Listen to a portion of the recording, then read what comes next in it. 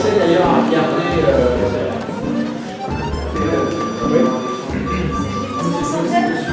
Théo, tu peux la mettre. Il avait fait un diplôme absolument incroyable, non pas à Arras des Pâtresses, oui, et à Arras du Sol. Il avait filmé Paris et puis un skateboard. C'est pas mal. C'est assis sur le siège de Lionel Messi. Voilà. Après, on n'a pas les mêmes talents que lui. On a levé la coupe. Voilà, on a levé la coupe de Copa Libertadores. Voilà. Donc le film a commencé jeudi. Voilà. Elle avait déjà l'idée de faire une exposition présentée à la Fête du graphisme en 2016. Et donc à cette occasion, c'était une excellente opportunité de parcourir cette ville, cette merveilleuse ville à laquelle j'aime profondément, la prise de vue, etc. Et ensuite, en fait, pendant un moment, j'ai stocké toute cette information-là, je l'ai laissée à côté parce que après filmer tout ça, il faut prendre un peu de recul aussi, c'est important. Et ensuite, j'avais beaucoup de matériel, donc j'ai passé énormément de temps à monter. Avant de monter, à sélectionner les images. Le président Benito Cabanas qui arrive voilà, ici, car on sait que la particularité en Amérique latine, c'est qu'on s'embrasse. Je voudrais juste dire un truc pour rajouter sur l'Argentine, c'est que donc, Théo m'a assisté dans le workshop que nous avons fait à l'Université San Martin. Et ce qui m'a frappé, et pour moi c'était évidemment un véritable cadeau, c'est que quand tout le monde est arrivé, personne ne se connaissait, ni les profs, entre guillemets, ni les élèves, et tout le monde s'embrasse. Voilà. Ça c'est l'Argentine. C'est l'Amérique latine, et tout de suite, on est placé dans une situation en fait de complicité avec les gens qui existe dans peu de pays, on va dire, dans peu de continents à travers le monde. Alors, pour vous raconter pourquoi cette exposition, etc., je vous explique. Parce que c'est important, parce que sinon les gens peuvent ne pas comprendre la réalité en fait, de cette exposition. Alors, je vous présente aussi, pour ceux qui ne la connaissent pas, donc, Fanny Lafitte, qui était notre assistante de production sur l'ensemble de l'exposition, qui est chargée maintenant de la visite pour les étudiants, les lycéens, enfin les gens qui viennent là, et puis même qui intervient le jeudi et le vendredi pour ceux que ça intéresse, si vous avez des gens, des groupes, etc. qui veulent comprendre un peu cette exposition, Fanny est là le jeudi et le vendredi. Non mais c'est important parce que c'est aussi des choses, voilà. Et il y a un monsieur qui s'appelle Daniel Lefort qui est commissaire avec moi à cette exposition, et en fait il y a 1 an et demi, il est venu rencontrer Anne Husson, qui est la directrice culturelle de la Maison d'Amérique latine, et il lui a dit mais ce serait bien de faire une exposition voilà, avec Michel et puis ses amis d'Amérique latine. Alors bon, ça a mis un peu de chemin, et moi il m'en a parlé. Moi je me suis dit, bon, il rigole, c'est une blague. Non, j'ai vraiment pensé que c'était une blague. Le lieu, le prestige du lieu, enfin, etc. Puis moi, mes copains, c'était improbable. Et puis non, c'est devenu sérieux. Anne est venue à mon atelier à Paris, pour ceux qui le connaissent, et elle a dit oui, on le fait. Et à partir du moment où on a commencé à le faire, on a organisé cette exposition. Alors pourquoi Daniel Lefort? Parce que c'est intéressant de comprendre la genèse des histoires et comment les circonstances font que dans la vie on rencontre des gens. Daniel, en fait, m'a invité en 1991, je sais que pour vous c'est la préhistoire, mais enfin c'était 1991, et Daniel m'invite à Montevideo en Uruguay, côte sud de l'Amérique latine, à faire une exposition, un workshop, une conférence, et il reçoit cette proposition d'affiche un peu quand même incongrue, sachant que l'opéra de Montevideo à l'époque, c'est un peu comme la Scala Monument, c'est des lettres classiques, voilà, il n'y a rien, il n'y a pas d'image, je trouve ça aux amis latino-américains, c'est-à-dire que là, il n'y a pas mon travail, il y a juste leur travail à eux, hein, donc, notamment, évidemment, les 2 amis qui sont là. Et l'idée, c'était de montrer un peu l'incroyable diversité et l'incroyable talent des graphistes, artistes, on va dire, latino-américains. Alors, pour ceux que ça intéresse, parce qu'on va aller voir en bas, là, vraiment, chaque pays et puis chaque artiste en détail. Pour ceux qui ont envie, vous pouvez regarder, il y a une espèce de feuille où on peut repérer comme ça qui a fait quoi, etc. Il y a tellement de choses que c'est évidemment un peu compliqué, mais c'était important que cette salle, qui porte un nom important pour les latino-américains, c'est Miguel Ángel Asturias, qui est le prix Nobel de littérature du Guatemala. Et cette salle est consacrée ici. Sachez que la plupart des prix Nobel de littérature latino-américains sont venus fêter leur prix ici, en France et à Paris. Donc ce lieu est quelque part évidemment très consacré, il est consacré politiquement, il est consacré de manière littéraire, artistique, etc. Donc ce que je vous propose, c'est qu'on aille voir l'exposition en bas. Ça c'était le début, hein, c'est un peu l'entrée.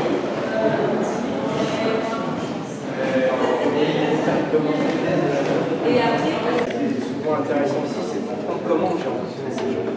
Parce que, pour ceux qui connaissent, quand on met les amis, c'est des amis. C'est pas juste des confrères, c'est vraiment des amis.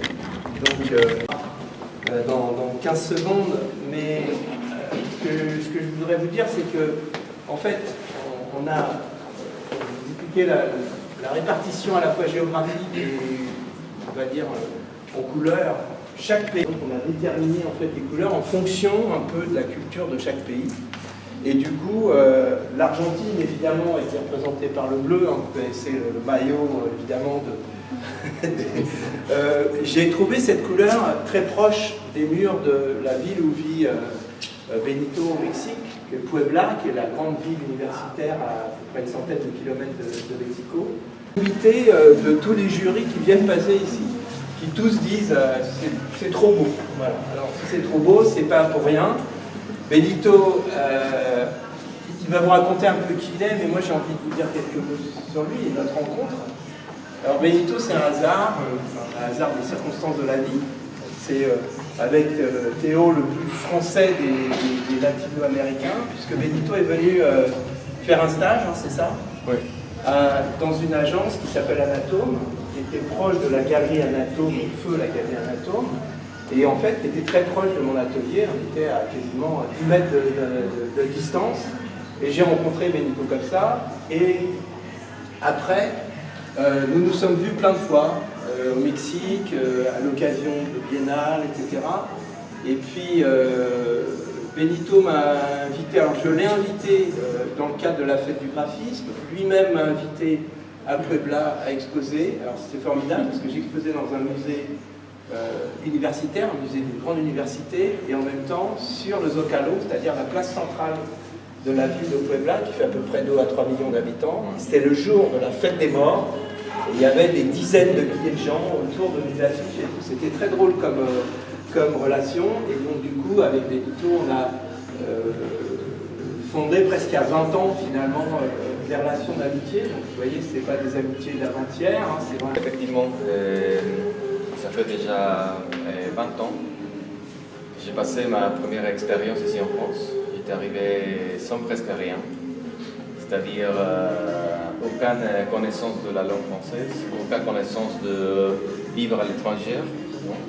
J'ai beaucoup voyagé en ce moment, mais dans mon pays, parce que j'étais aussi un joueur de basketball. Un joueur de basketball, jugador, voilà, c'est très bien. Donc, et c'était pour moi une très forte expérience de vivre ici, vous savez. Et pour nous, les Mexicains, les couleurs, c'était partout. C'était carrément et les jours, ça commence à 7 heures et la lumière, c'était hyper intense. Les couleurs des murs, les couleurs des fruits, donc beaucoup de couleurs dans les annonces. Et c'est aussi un contexte très chaotique au Mexique. Mes conclusions, c'est que nous avons peur de l'espace libre. Les Mexicains, il y a toujours la nécessité d'ajouter des choses dans les murs. Non? Et donc, ça, on le voit aussi dans les travaux graphiques de presque tous les Mexicains. Donc, peut-être des latino-américains. Mais en tout cas des mexicains, c'est sûr. C'est-à-dire les couleurs et aussi certains éléments. Donc, et pour moi, ce mélange de venir avec ma culture à l'expérience ici en France, il a donné un peu un résultat peut-être un peu différent. Et il avait dit que mon travail, c'est un travail de graphiste fort à niveau de concept, à niveau de l'impact que ça donne dans le public. Donc, dans toute ma première période de professionnel, c'était plus avec l'énergie, l'enthousiasme et peut-être les rêves, on va dire comme ça, que ça permettait aussi que j'ai passé beaucoup de temps dans les premières peut-être 9-10 ans à faire beaucoup d'affiches, de production. Dans la vie professionnelle, c'est un peu ça, c'est vivre l'expérience, de donner plus pour avoir des expériences professionnelles. Et maintenant, avec l'ensemble de cette affiche que vous voyez ici, peut-être qu'on trouve comment se dit, madurez, la matière. Oui, un travail graphique très fort à niveau des éléments. Parce que je me donne la compte que quand le temps ça passe, moi des éléments, des éléments qu'on ne trouve pas à l'origine. C'était un travail pour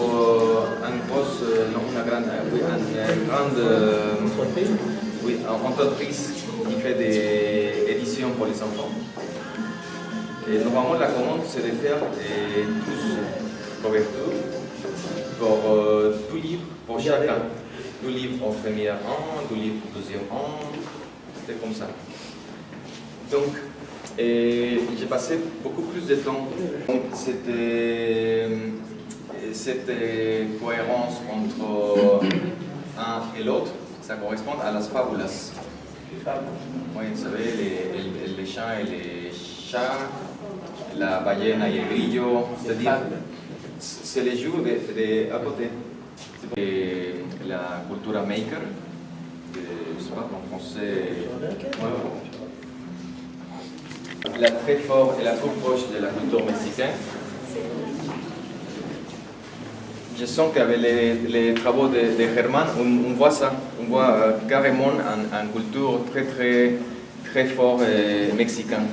C'était aussi pour moi un des plus importants graphistes au Mexique. Et lui, il était très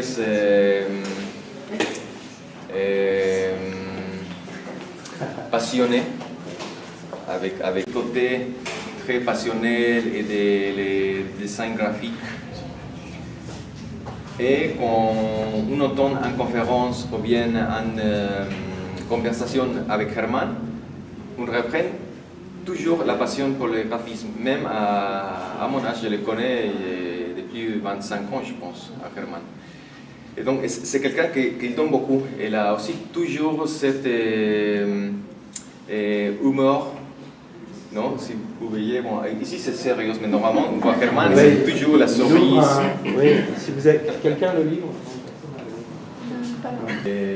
De la création. Donc, lui, il était aussi, bon, Michel, il a aussi des bonnes expériences avec lui. Mais lui, c'est quelqu'un qui produit d'une façon très forte. Ouais. Il travaille jour et nuit. Oui, je le suis sur Instagram et c'est tout le temps des créations et des créations et des créations. Et donc c'est quelqu'un assis à suivre. Et donc, je rajoute, tu vas dire par rapport à l'autre. Donc Alejandro, c'est amusant. Alejandro, j'ai été invité en 97, donc toujours dans l'espoir, à Acapulco. Acapulco, ça fait rêver tout le monde. On était dans le plus bel hôtel d'Acapulco et j'étais invité à faire une conférence, etc. et un workshop. Et j'ai à peu près 30 à 40 participants et tous sont sur des ordinateurs ou ils sont sur des tables. Et il y a un type, un grand type, parce qu'ils sont grands, là, les deux Mexicains, là, Alejandro et Mexicain. Et il est sur des feuilles en papier, des feuilles genre raisin, canson, et il n'arrête pas de peindre. Je le connais pas, hein. Il a, je sais pas quel âge il avait, 27, 28 ans, peut-être moins, j'en sais rien. Et je me dis, ce gars, c'est pas possible, ça va... Il a de l'avenir, c'est... Bon. Et donc, et du coup, on discute beaucoup, etc. Enfin bon, puis comme on fait au Mexique, où on voit des liquides un peu qui ne sont pas forcément voilà, inoffensifs. Et on se couche très tard, etc. On discute de l'art, et puis avec Alejandro. Je dis, Alejandro, t'as montré combien la vie? Il me dit 600. Et il me sort un livre, il y a les 600 affiches. Et en fait, donc, sa particularité, c'est qu'il a deux particularités. Il travaille sans arrêt. Il fait des affiches, alors tu te dis par exemple, tiens, je voudrais faire une affiche sur les lunettes de Théo. Ben, le lendemain, tu as l'affiche avec les lunettes de Théo. C'est ça, hein, je ne raconte pas l'histoire. Donc, il produit énormément. Et autre chose qui est tout à fait incroyable, c'est qu'il est tout le temps avec un carnet de croquis et dessine, sans arrêt. On est au restaurant, il dessine. Alors, il y a plein de gras, plein de trucs, mais il dessine. Et tout. Et donc, c'est quelqu'un de très très différent de celui d'Hermann. Hermann, je rajouterais un truc par rapport à ça. C'est que, en fait, je voudrais juste rajouter aussi autre chose, parce que c'est important. C'est que jusqu'aux années 90, on va dire, dans la majorité des pays d'Amérique latine, le graphisme n'était pas véritablement enseigné comme il est enseigné aujourd'hui. Aujourd'hui, quand on va au Mexique, on a 4000 personnes dans la salle qui s'intéressent au graphisme. Auparavant, c'était très différent.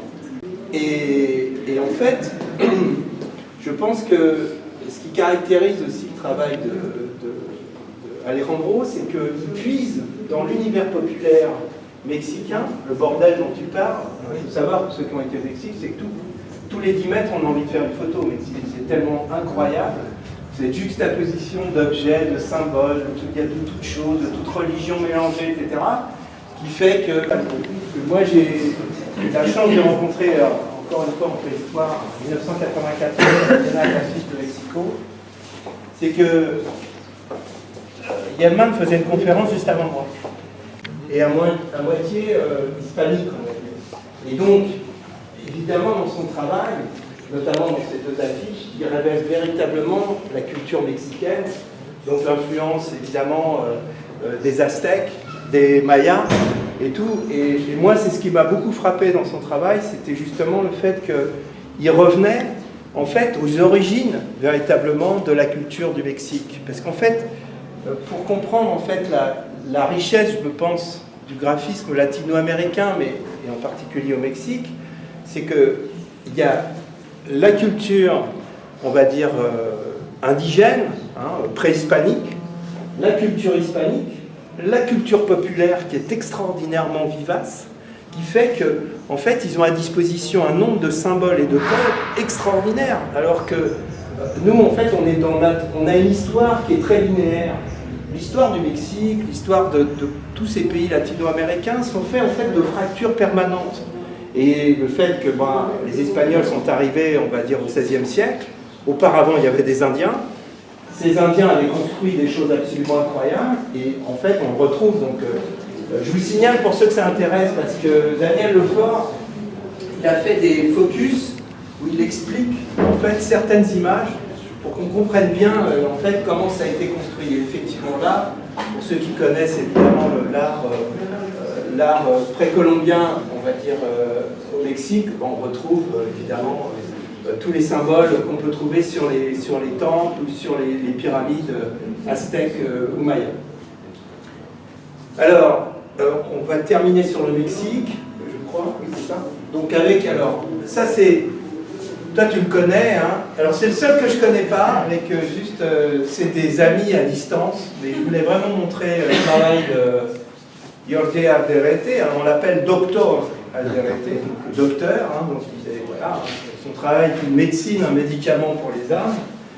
Et vous voyez les têtes assez particulières, hein. Il est argentin, installé au Mexique. Donc il est plus mexicain maintenant qu'argentin.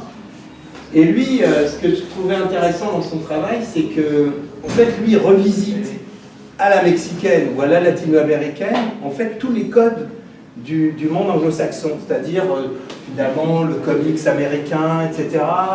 Et tout, mais il en fait un autre univers, c'est-à-dire qu'il le transforme en quelque chose de complètement différent de ce qu'on peut voir aux États-Unis. Et je me permets de vous faire remarquer cette image que je trouve absolument incroyable. Quand je l'ai découvert, je la trouvais dingue parce que, vous savez, au Mexique, ça, Benito peut le confirmer, il y a un type de chien qui se promène dans la rue qui n'existe absolument nulle part ailleurs au monde. C'est des chiens qui n'ont pas de poils, voire qui n'ont même pas de peau presque. C'est rare, c'est bizarre. C'est comme si c'était des rats, des gros rats. Voilà.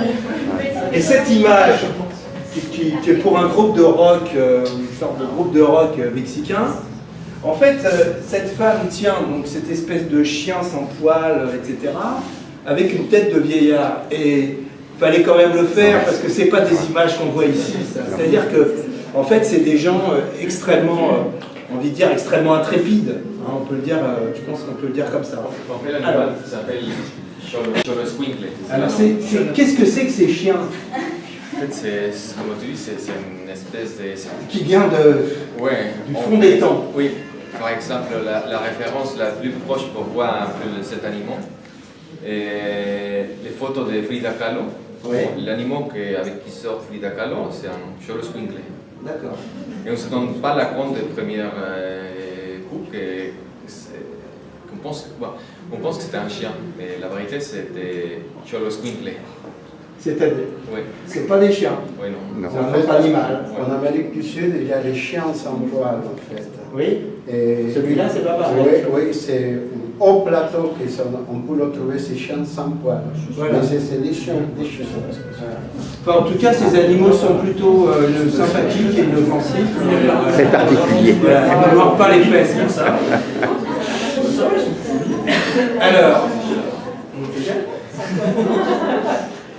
Alors, on continue le voyage. Alors, on va de l'autre côté, on va dans ce qu'on appelle le côte sud. Et là, il faut que je vous raconte une histoire parce que un peu peut-être ensemble. Et moi, ça faisait longtemps que je connaissais leur travail et je les ai invités en 2000 à représenter l'Argentine dans une grande exposition qui s'appelait Graphistes autour du monde. Et d'ailleurs, Annabella, à ce moment-là, avait un ventre absolument énorme parce qu'elle attendait un bébé. Mais ils sont venus en France, on est devenus amis, on s'est vus plein de fois.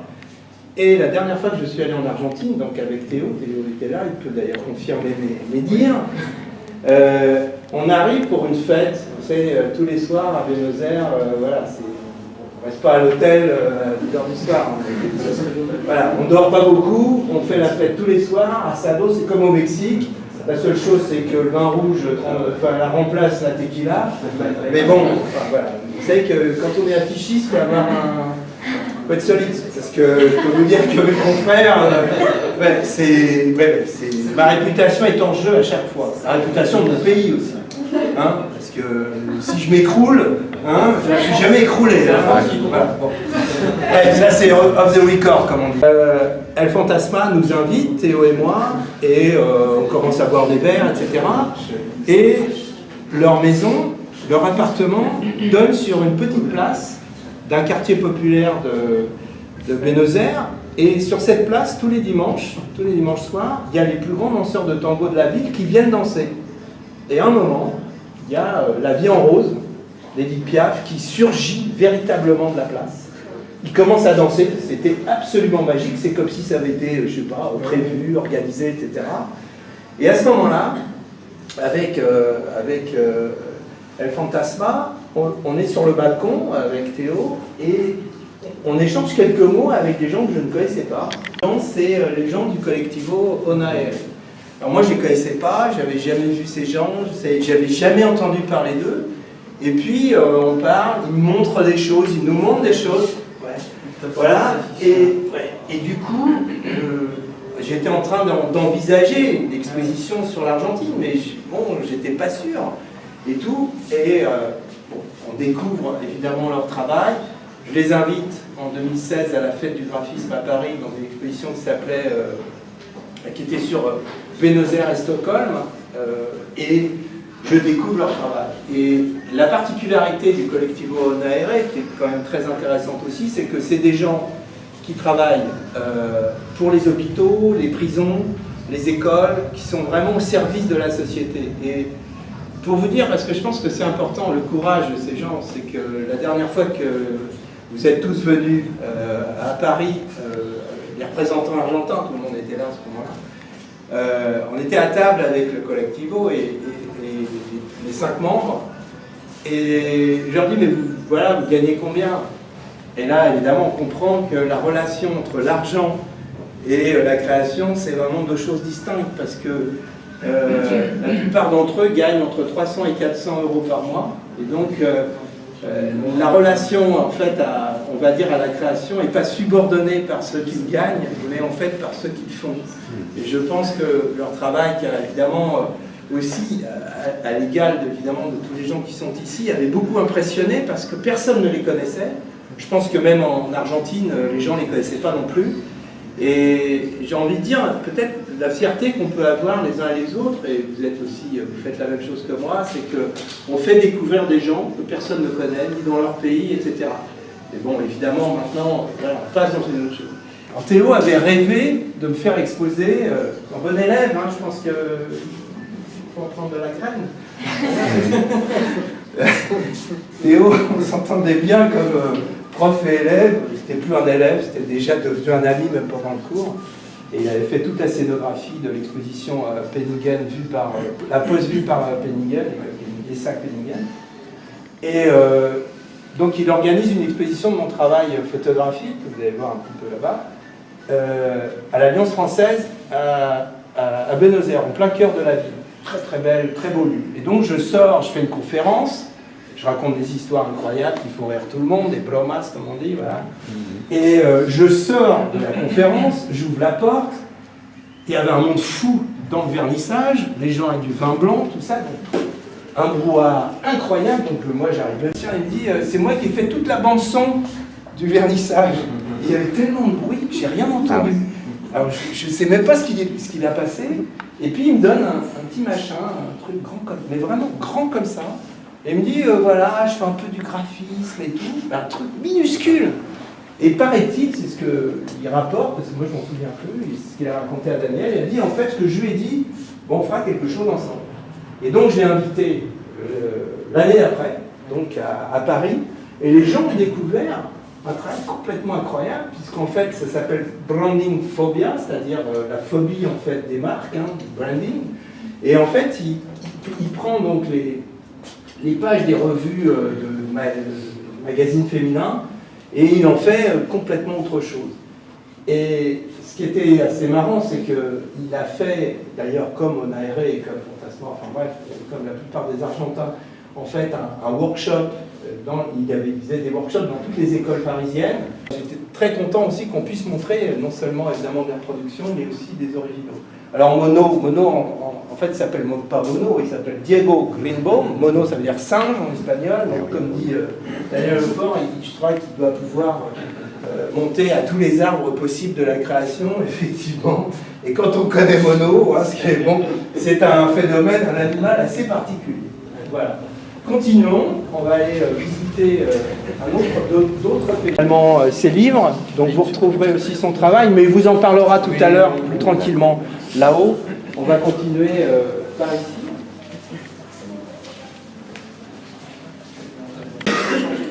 On a choisi donc on a choisi des couleurs pour chaque pays. Donc chaque pays en a 9. Hein. Voilà, peut-être mieux comme ça. Voilà, parce que ça en laisse, voilà. Alors, aussi, en fait, ce qu'il faut savoir, c'est que pratiquer le graphisme en Amérique latine, c'est pas pratiquer le graphisme dans un pays comme la France, ou l'Allemagne, ou l'Angleterre, ou l'Italie, etc. On n'est pas dans un pays riche. Alors, Celeste Prieto, c'est une rencontre aussi assez formidable. Donc, en 1998, Daniel au Paraguay pour faire une exposition, etc. Et dans le workshop que j'anime, il n'y a que des professionnels, là il n'y a pas d'étudiants, il y a Celeste Prieto. Et Celeste vient me voir, etc. Et je m'intéresse à son travail, je me dis, tiens, qui est-elle, qu'est-ce qu'elle fait, etc. Alors pour vous raconter, le Paraguay, c'est un pays, comme beaucoup de pays de l'Amérique latine, mais celui-ci c'est particulier, il y a eu 50 ans d'une dictature, une des dictatures les plus féroces d'Amérique latine. C'était un salopard qui s'appelait Stroessner, qui accueillait les nazis, etc. Et Celesté et sa famille, donc ils se sont battus contre la dictature, et ils ont émigré au Chili pour être protégés, et elle est revenue. Et quand elle est revenue, elle a en particulier un peu travaillé avec l'Alliance française à Asunción, donc la capitale. Il faut imaginer, hein, c'est le pays le plus enclavé d'Amérique latine. C'est entre le Brésil, l'Argentine, la Bolivie. Enfin, c'est au milieu de nulle, comme on dit, c'est vraiment, elle le dit elle-même, c'est au milieu de nulle part. Et être graphiste et être une femme, en particulier, c'est quelque chose de très fort. Et donc, elle a fait beaucoup d'images très politiques, parce que, justement, contre la corruption, pour le droit des femmes, etc.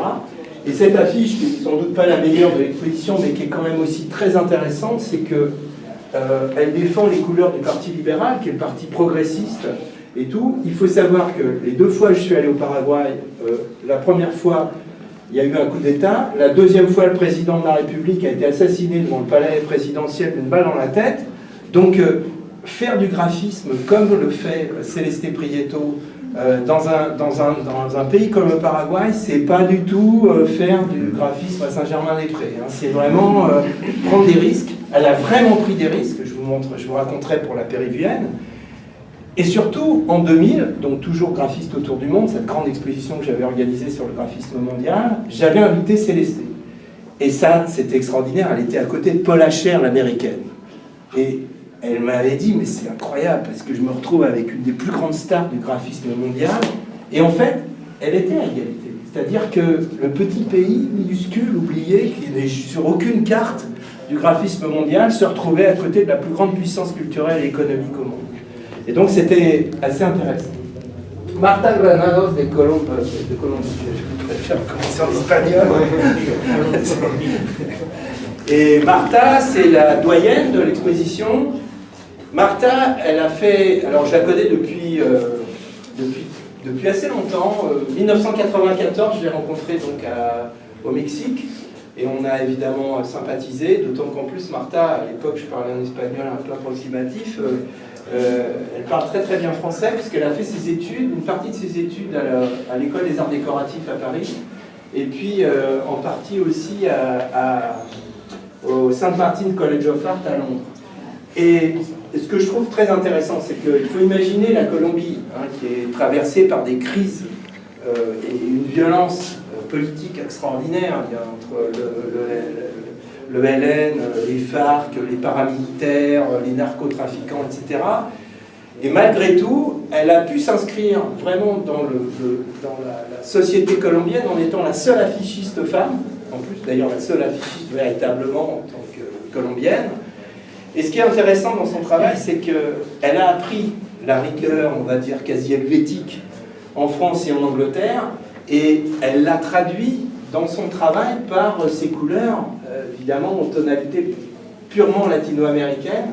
Et du coup, quand on regarde son travail, évidemment, il y a sans aucun doute ce rapport avec, évidemment, son propre pays, la Colombie et l'Amérique latine. Furieux. Eux, je ne les connais pas, mais je les ai repérés. Alors, vous savez, quand repérer des gens, c'est quand on veut faire découvrir des gens. Eux, je vous raconterai pour un autre. Mais c'est pareil, j'ai vu une image grande comme ça, dans un vieux catalogue, et pas un vieux catalogue, c'est des jeunes, mais un truc vraiment inoffensif. Et j'ai fait des recherches et je les ai trouvés. Alors, ils ont un nom incroyable, parce que, je ne sais pas si vous faites la traduction en français, c'est l'atoll de Mururoa. Et en 2005, le président Chirac avait décidé de reprendre des essais nucléaires en Polynésie française. Ça avait fait un scandale planétaire, ça avait d'ailleurs annulé toutes les expos à l'étranger, hein, au passage. Et eux, ils l'ont appelé comme ça. Donc il y a un humour, sans doute, entre guillemets, écologique. Et j'avais beaucoup aimé cette affiche parce que, en fait, la commande venait de Austin, au Texas, aux États-Unis. Et en fait, c'est un bar, une sorte de bar, speakeasy, qui passe des groupes de rock uruguayens. Et donc c'est pour ça que ça s'appelle Sounds from Uruguay en anglais. Et comme en plus, Voilà, je vais me faire tuer par les Argentins. Comme en Uruguay, la viande de bœuf est absolument extraordinaire, même si l'Argentine est très bonne, voilà, donc je sais bien ce que j'avais dit, donc voilà, donc je prends des précautions, voilà, heureusement il est tout seul, parce que sinon j'ai plus grand que lui, donc ça va. Et donc l'idée c'était évidemment de représenter la vache, le bœuf, comme la représentation finalement iconique de l'Uruguay, qui est un tout petit pays, hein, qui est vraiment coincé entre le Brésil et l'Argentine, le géant argentin, hein, il faut imaginer Rio de la Plata, voilà, Buenos Aires gigantesque, en face quasiment Montevideo, ville beaucoup plus calme, beaucoup plus tranquille, et quand même, parce que quand j'y suis allé, je voudrais quand même vous raconter ça, parce que c'était important, c'était en 91, et je suis invité à l'école des Beaux-Arts, à Montevideo, à faire une conférence. Et là, j'avais mis une cravate en couleur. À l'époque, j'aimais beaucoup les cravates en couleur. Quand je mets des foulards en couleur, c'est moins... Bref. Et là, j'arrive dans une salle complètement survoltée, et je ne savais pas où je débarquais. Et après, les gens me racontent. Donc je discute avec les gens, et les gens me disent, voilà ce qui s'est passé. Pendant la dictature, féroce aussi, hein, comme au Paraguay, les militaires ont rasé l'école. Et les professeurs, juste après la dictature, les professeurs et les étudiants, en fait, ont décidé de reconstruire de leurs mains l'école des Beaux-Arts. Et ils ont édicté à une espèce de déclaration des droits de l'étudiant et du professeur, qui aujourd'hui d'ailleurs a été beaucoup distribué ailleurs en Amérique latine. Et pour moi, ça a été un immense moment d'émotion, parce que je me suis dit, en fait, j'étais le premier étranger à intervenir dans cette école, reconstruite. Enfin, imaginons que Penningen, que l'école des Arts Déco, que l'école des Beaux-Arts soit détruite, et qu'on s'y mette tous. Ils m'ont raconté, ils ont mis le ciment, etc. Ils m'ont fait visiter l'école, avec des laboratoires photos, avec un esprit. Et là, en 91, j'ai compris tout de suite que l'Amérique latine était un continent pas comme les autres, à la fois, bien sûr, par tout ce qu'on peut imaginer, de création, etc., mais aussi par la qualité du courage des gens, en fait, pour résister contre toutes les formes de dictature ou de totalitarisme. Continuons. Si je vous emmène au Marais, ce sont des gens quand même... Alors, j'aime bien commencer par la rencontre, parce que la rencontre, c'est décisif dans une relation, un travail et une personne. Donc, un jour, pour ceux qui ont vu mon atelier, c'est un espace ouvert, une espèce d'auberge espagnole, une sorte de moulin où les gens rentrent, sortent. Et un jour, il y a plusieurs années, une jeune fille vient me voir et me dit, voilà, j'aime bien votre travail, etc. Elle me dit, j'étais au Pérou et j'ai vu quelqu'un, ça peut peut-être un jour vous intéresser. Et pareil, elle me montre un truc grand comme ça, décidément. Je lui dis, mais c'est qui, c'est quoi, etc. Elle me dit, c'est une femme, j'ai rencontré au Pérou, etc. Bon, je fais des recherches, c'est compliqué, j'essaye de la joindre, etc. Et puis, je l'invite en 2006 dans une exposition qui était, je crois, une des premières au monde, qui s'appelait 9 femmes graphistes, où il y avait 9 femmes graphistes dans 9 pays différents, à peu près de tous les continents. Et je découvre le travail de Natalia, et évidemment, on l'invite en France, c'était à Échirolles, et elle m'explique, en fait, son travail.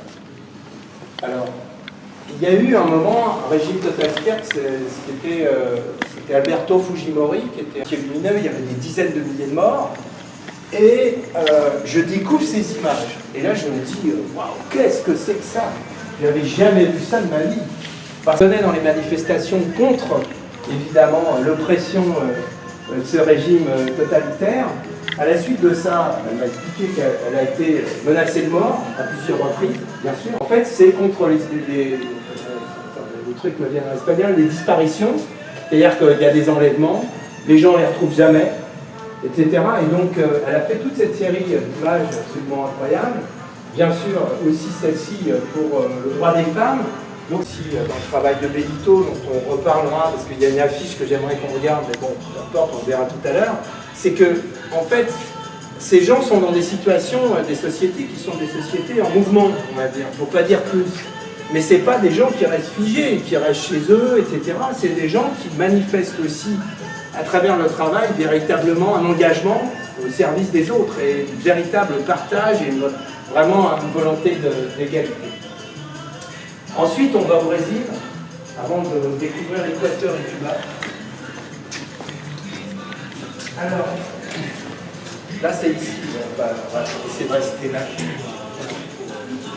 Il y a 3 représentants au Brésil, Kiko Farkas, Rico Lins, qui sont les 2 stars brésiliennes. Je vous raconterai comment je vous rencontrer les uns et les autres. Je voudrais juste mentionner quelque chose qui est important, et Benito, tu me diras si je ne dis pas de bêtises, mais le Brésil, de langue portugaise, et Bebel me le disait récemment, c'est que en fait le Brésil est un continent, voire une immense île au milieu de l'Amérique latine, et en fait a très peu de rapport avec les autres pays hispanophones. D'abord parce que j'ai compris que les Brésiliens comprenaient l'espagnol, mais les hispanophones comprennent très mal le portugais, ce qui fait une relation compliquée. Et d'autre part, moi j'ai toujours à l'esprit la capitale Brasilia, qui est une capitale complètement née de nulle part, fondée, construite par Niemeyer, Oscar Niemeyer, celui qui a construit d'ailleurs le Parti communiste place du colonel Fabien. Et en fait, la grande différence, je pense, entre le graphisme latino-américain d'origine hispanophone et lusophone, c'est-à-dire brésilien, c'est que les Brésiliens ont toujours été inspirés par ce qu'on a, moi j'ai envie de dire, la modernité européenne. C'est-à-dire qu'en fait, notamment à Sao Paulo, qui est la capitale économique du Brésil, la plupart en fait des gens qui travaillaient dans les agences, etc., design, architecture, etc., en fait étaient d'origine européenne pour la plupart, et souvent de fraîche émigration, et donc sont venus en fait avec des inspirations plus européennes que dans d'autres pays. Il y a autre chose aussi qu'il faut que vous sachiez, parce que ça je pense que peu de gens le savent, c'est que en fait dans toute l'Amérique latine, mais en particulier au Brésil, comme le graphisme n'était pas enseigné dans les écoles d'art, ou très peu, en fait la plupart des graphistes d'aujourd'hui, enfin pas tous mais beaucoup, en fait sont des gens qui ont fait des études d'urbanisme ou d'architecture et qui sont ensuite devenus graphistes. Et d'autre part, autant les agences de publicité américaines qui sont installées partout en Amérique latine, en fait on fait venir soit des Américains, soit des Autrichiens, des Suisses, des Allemands pour diriger ces agences. Et par contre, les facultés d'architecture en fait étaient inspirées du reste de l'Amérique latine.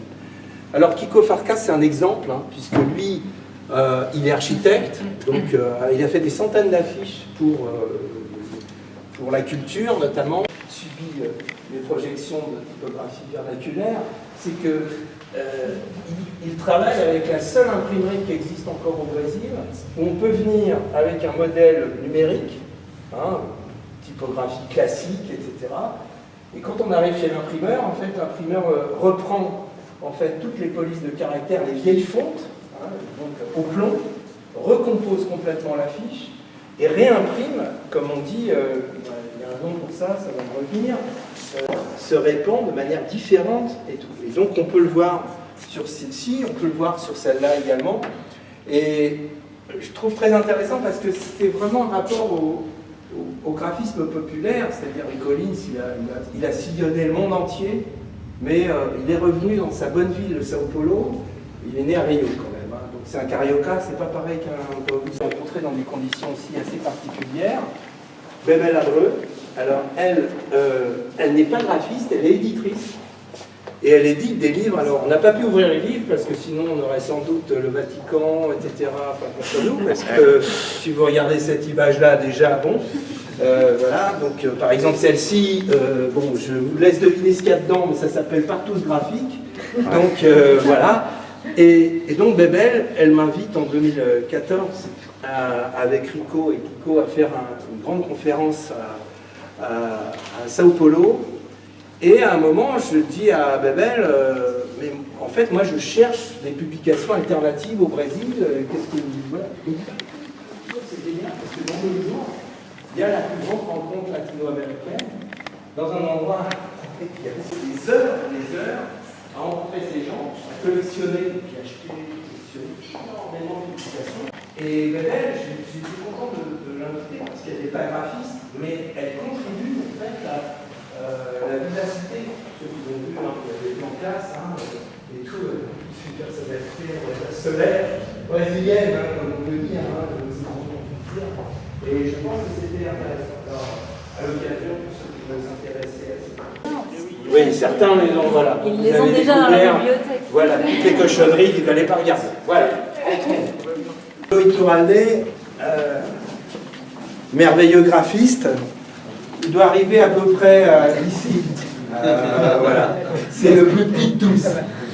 Mais Pablo, je pense qu'on l'adore, il dit tout le temps excellente. Compris, excellent. Tout le temps, il est content. Donc c'est formidable. Alors lui, il y a une anecdote assez drôle, c'est que donc il m'invite en Équateur en 2009 à participer à un festival de graphisme. Alors vous allez dire que vraiment j'ai une vie de rêve. Je suis au bord du Pacifique, dans un endroit absolument extraordinaire en Équateur, donc j'ai fait Quito, etc. etc. Et puis, voilà, je ne connaissais pas très bien Pablo, et puis on devient amis. Les soirées équatoriennes sont à peu près similaires aux soirées mexicaines, cubaines, brésiliennes et autres. Je passe sur les détails. Et donc, un matin, je vous raconterai un peu pourquoi il fait tout ça. Un matin, il me dit rendez-vous demain 9h. Bon. Je suis avec mes consoeurs espagnoles. Espagne, nous on est des latins, donc 9h, on se dit. Il y a deux Allemands qui viennent depuis 2h15. Les deux Allemands sont fous de rage. Comment on peut nous faire attendre comme ça? Et moi, je suis avec ma consoeur espagnole, et donc on prend un petit déjeuner tranquille et tout. Et là, j'ai compris en fait que Pablo, qui est terrible, quand vous lui dites 10h, on peut considérer midi. Voilà. Donc voilà, ne pas lui faire confiance sur les horaires, mais par contre on peut lui faire confiance pour le travail. Alors, il est installé à Quito. Quito, c'est quand même une des capitales les plus hautes du monde, 3000 mètres d'altitude. Pour ceux qui ont des problèmes de poumons ou qui fument trop, c'est compliqué. Je pense à certains, certaines en particulier. Voilà. Et là, il a une particularité, c'est qu'il fait des affiches de films pour les films équatoriens. Et en fait, dans une production, il faut dire l'Équateur, bon, c'est pas le pays le plus riche du monde, ni d'Amérique latine. Et en fait, il a une vraie production. Et il a aussi une production de logos qu'il a fait pour une quantité en fait d'associations, d'entreprises, etc. Et moi, je vous conseille de regarder cette image qu'on a particulièrement aimée, celle-ci. Ça, c'est Pablo, une très belle affiche de film à Cabo. Ensuite, Cuba. Alors, Cuba, ça aussi, c'est des rencontres merveilleuses parce que je cherchais absolument à montrer le graphisme cubain dans une exposition. Et pareil, j'étais à Cuba, mais c'était plusieurs années auparavant. Et puis, j'apprends qu'il y a quelqu'un qui s'appelle Idania del Rio, etc. Et donc, j'essaye de l'inviter en France. Alors, inviter en France une cubaine, c'était... Elle découvre Paris, je l'emmène à Versailles. Alors, c'est pas Louis XIV qui nous accueillait, mais c'était complètement incroyable. Et on va dans un supermarché un moment dans Paris, parce qu'elle avait besoin de trucs. Et elle me dit, mais Michel, je comprends pas. Pourquoi il y a tant de marques de paquets de lessive? Et là, on comprend. C'est un groupe de 10 graphistes à Cuba qui ont décidé véritablement de refonder l'école cubaine de l'affiche qui avait été extrêmement vivante dans les années 60, notamment dans le cinéma et dans la politique au moment de la révolution cubaine avec Fidel et Luce, la vieille ville de la Havane. Et en fait, ils produisent des vêtements, des t-shirts, des affiches sérigraphiées, des objets qu'ils tentent de vendre à la fois aux Cubains et aux visiteurs étrangers. Et visiblement, ça marche bien, parce qu'en fait, elle est arrivée avec plein de cadeaux pour toute l'équipe, etc. Donc visiblement, ça marche bien. La particularité aussi de Gisèle, c'est que... Alors Gisèle est une amie d'Idania, du coup j'ai connu Gisèle par Idania. Donc, vous voyez, c'est une espèce de comme ça, on est comme une sorte de famille. On s'apprécie, on est heureux du succès des autres, on admire les autres. Et ça, c'est à mon avis je pense, la règle d'or dans nos métiers, c'est de savoir admirer et de jamais être jaloux. Également, aussi, pour la Cinémathèque de la Havane, donc elle reprend évidemment un des grands classiques du cinéma, hein, Le voleur de bicyclette de Vittorio De Sica, par exemple, et tout. Donc, c'est intéressant parce que il y a aujourd'hui une génération d'une dizaine, voire une douzaine de gens qui sont que des amis, qui travaillent beaucoup ensemble et qui sont vraiment les acteurs. Et je demandais à Idania la semaine dernière, je lui disais, mais vous êtes combien à Cuba, les graphistes? Alors moi je m'attendais, je lui ai dit, on est 80 000 en France. 80 000 Prenez ça, 80 000. J'ai dû le répéter en espagnol, et là, oui, j'ai compris. Elle me dit, C'est en un fait, chiffre on que est... tu as tout, 80 Hein 000, ça sonne. C'est un chiffre quasi officiel, c'est-à-dire Oui, si ça. on groupe à peu près tous les graphistes qui travaillent dans tous les domaines de l'activité économique en France. Agence, freelance. Ouais, c'est ça. On est 80 000. D'accord. On va manifester. T'as des gilets, je sais pas comment. Multicolore. Une blague. Pour raconter par rapport à cette affiche. En 2014, quand on a fondé la fête du graphisme à Paris, j'ai demandé à Jean-Paul Goude de faire l'affiche. Goude, j'en ai pris plein la figure parce qu'on m'a évidemment accusé d'être un suppôt de la publicité, de l'argent, enfin bref. Alors que je voulais rendre hommage à sans doute un des plus grands directeurs artistiques au monde. Et en plus, Jean-Paul est un homme absolument délicieux. Enfin bref, c'était très très injuste ce qui s'est passé, mais mélangé avec finalement une sorte artistique qui était la base même des études, de mes envies, mais aussi des voyages. Et en fait, c'est ça qui fait sans doute la particularité aussi de cette exposition, c'est qu'on s'est tous rencontrés dans les pays en question, ils sont venus, etc. D'ailleurs, vous regarderez si vous avez la curiosité, dans le catalogue, on a fait quelques pages qui s'appellent Parcours croisés, où on se rend compte que, en fait, où est-ce qu'on s'est retrouvés les uns et les autres. En fait, on s'est croisés plein de fois dans plein d'endroits. Alors bon, vous connaissez mon travail, je vais faire il y a 10 ans. Juste, je voudrais peut-être vous expliquer quelques trucs par rapport à ce cabinet de curiosité qui... Tu connais ça? Alors pour les élèves qui ont écouté ma présentation de début d'année, hein, vous vous souvenez, hein, quand je vous avais raconté l'histoire des... Ouais, j'ai pas menti, hein, donc voilà. Et surtout, ce que je voulais, c'était montrer, en particulier, non seulement à vous, mais évidemment à d'autres publics, c'est que la réalisation de ce type d'affiche, en fait, c'est une production vraiment de longue haleine. C'est-à-dire, bon, évidemment, les esquisses, hein, je vous ai assez embêté vous-même pour faire des esquisses, mais sur des esquisses, c'est les esquisses originales en plus, c'est pas des reproductions. Donc je pense que ce qui est intéressant aussi, c'est comment dire, la matière aussi de l'esquisse. Et puis, surtout, c'était la première fois que je montrais les tirages originaux qui sont réalisés par Perram, qui est un des plus grands tireurs français au laboratoire Picto. Ça a été le tireur de Cartier-Bresson, de Koudelka, etc. Et l'anecdote quand même que je voudrais vous dire, parce que c'est quand même assez stupéfiant, Perram, il fait des expositions pour le musée d'art moderne, la Bibliothèque nationale de France, et chaque fois que je lui amène en fait une photographie dont il doit faire le tirage, il la rend le lendemain. C'est-à-dire qu'il arrête tout pour faire ça, et j'ai jamais compris, il m'a jamais expliqué. Alors je pense qu'il est content de voir les affiches peut-être dans le couloir du métro, mais en tout cas pour moi c'est miraculeux parce que souvent la production de ces images sont évidemment très longues.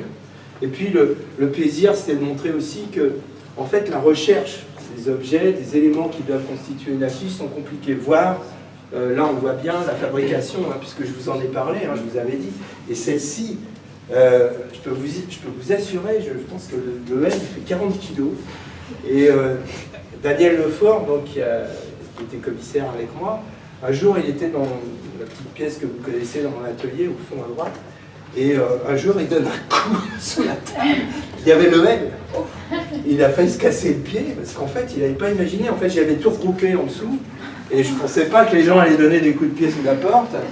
Et ce truc-là est terrifiant, parce que le H aussi, il y a un seul fabricant possible en France qui peut véritablement, vous savez que j'ai jamais d'ailleurs réalisé à quel point ils ont réussi quand même à, vous voyez, à découper en fait les créneaux du H. Et donc je trouvais intéressant aussi de montrer voilà, le making-of, on va dire, un peu ce qui est derrière, en fait, derrière chaque image. Et puis, celle-ci, évidemment, qui est un hommage à mes amis mexicains, hein, puisque, évidemment, la tête de mort représente pour eux quelque chose de très important. La relation à la mort, évidemment, n'est pas la même que nous en France. Et je voulais juste aussi... c'est pour vous dire qu'en fait, c'est des regards croisés, en fait. C'est tout le temps nos cultures, en fait, s'entrechoquent en permanence. Voilà. Donc, je vais juste arrêter là, vous dire juste qu'il y a quelques images. Quand on est invité, comme je le suis, faire des conférences, des expositions, etc., c'est un emploi du temps absolument démentiel. Et là, en fait, c'est beaucoup d'images, hein, j'en ai fait évidemment beaucoup d'autres, qui rappellent un peu tous ces voyages. Et par exemple, c'est un délire en ce moment qui est en plein esprit, en particulier, c'est que très peu de photographes ont cette occasion, comme moi j'ai visité, voyagé professionnellement dans près de 60 pays dans le monde. Donc il y a très peu de gens qui ont cette chance. Donc moi je me suis dit, je vais évidemment profiter de ces occasions. Alors les photos que vous voyez là, Léo il se souvient très bien, on sortait d'un très bon repas dans un petit restaurant populaire. Puisqu'on avait mangé, on avait bien bouffé. Hein. Et en fait, ces photos sont faites avec, pour ceux que ça intéresse sur le plan technique, un appareil panoramique argentique qui s'appelle le X-Band Hasselblad. Et c'est sans doute parmi les meilleures optiques du monde. Donc il y a un risque à prendre des photos parce que tout le monde s'en fout. Parce que là, il y a plein d'endroits, enfin, si je vous disais les circonstances, il y a beaucoup d'endroits quand même qui sont particulièrement, on va dire, des quartiers un peu dangereux. Mais en fait, quand ils me voient avec mon grand machin, ils se disent, ouais, bon, aucun intérêt, etc. Donc, et là, en fait, ça c'est une des dernières photographies que j'ai faites justement au Mexique, à Metepec, à côté de Mexico.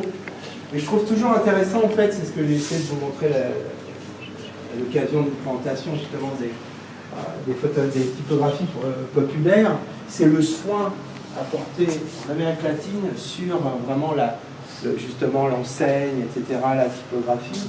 Et ce que je trouve formidable, notamment on le voit bien dans celle-ci par exemple, c'est que tous ces peintres en lettres finalement ont un talent extraordinaire en finalement réinventant des typographies, des alphabets qu'ils empruntent à d'autres et qui finalement sont du coup de nouveaux alphabets. Là par exemple, vous voyez, ça c'est une affiche de film sur un mur. Ça veut dire Bandit en Teotihuacan, donc c'est un titre de film. Et donc voilà, là aussi c'est ce que je vous avais dit, ça c'est une pub pour un disque de rock mexicain et voilà, une semaine après, boum, un peu de blanc, tout ça.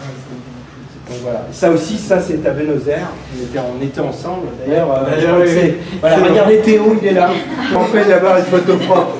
Mais bon, je l'ai pas enlevé, hein, vous avez remarqué, il est là, c'est lui. Ouais, voilà. Donc Théo, il était, en fait, c'était avec un, comment ça s'appelait, un iPad. Ouais, t'as filmé un iPad et iPhone. iPad et iPhone, voilà. Donc voilà, quelques images qui concluent, on va dire, cette espèce d'exposition qui est comme une sorte de voyage, en fait, à travers un continent passionnant, plein de couleurs, plein de joie, mais aussi plein de révoltes. Donc voilà. Donc, si vous voulez, on va boire un coup après, voilà, on se promener. Merci beaucoup. Félicitations. Bon, on va boire un verre. Surtout ta fin du monde, c'est magnifique. Exactement. Gratuit,